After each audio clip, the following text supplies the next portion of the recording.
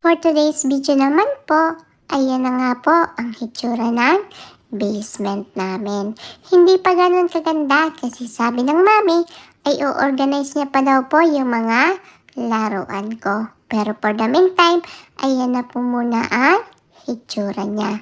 At the same thing din po, ay gagawa niya daw po na magandang wall decoration. Kaya lang, pakonti-konti pang nagagawa ni mami. Kasi alam niyo naman po, kapag may time lang ang mami ko.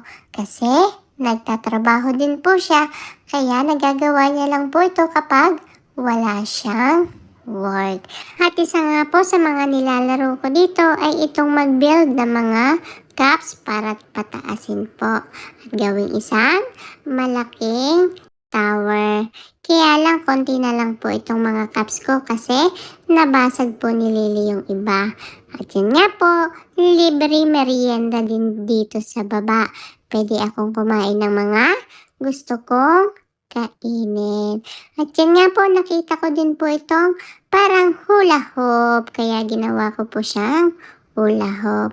At isa din po sa mga laruan na nandito ay itong matching me. Yung hinahanap ko po yung mga kapareha niya.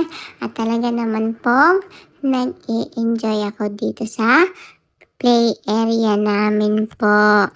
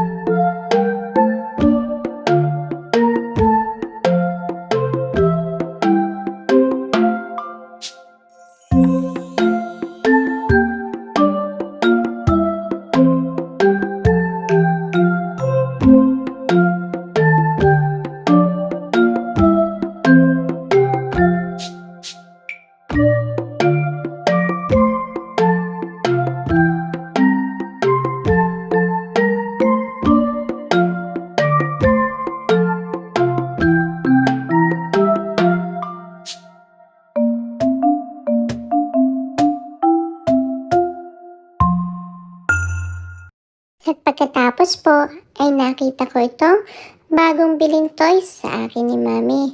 Meron po ditong bread toaster at meron din po mixer. Kaya ayan po, enjoy na enjoy po ako maglaro. Pero syempre, hindi lang dapat ako ang nag-e-enjoy.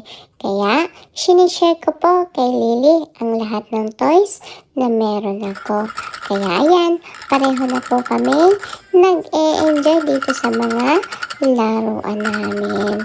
At yan nga po, ito na rin po ang posisyon ng mga Barbie house ko at yung mga sasakyan na nakaparada dito.